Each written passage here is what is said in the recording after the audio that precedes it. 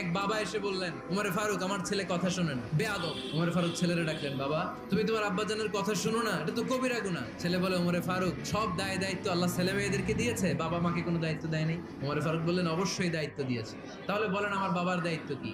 উনি বললেন, প্রাইমারিলি প্রথমত 3 দায়িত্ব। পৃথিবীর প্রতিটি বাবার উচিত ছেলেদের মেয়েদের জন্য ভালো মায়ের ব্যবস্থা করা। 2 নম্বরে সুন্দর তার একটা নাম রেখে দেয়া। 3 নাম্বার তার আল্লাহর কিতাব শিক্ষা দেওয়া। এবার ছেলেকে আমার আব্বা 3টার একটাও করেনি।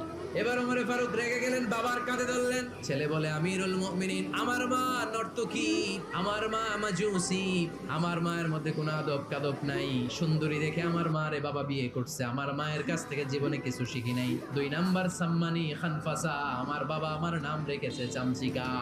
ওয়ালাম ইউআল্লিমনি হারফাম মিন কিতাবিল্লাহ, আমিরুল মুমিনিন। শুধু তাই না, আল্লাহর কোরআনের একটা অক্ষর আমার বাবা কোনোদিন আমারে শিক্ষা দেয় না। ওমর ফারুক রেগে গেলেন, এবার বাপের কান্দে দইরা মারতে শুরু করলেন। তুই পোলার নামে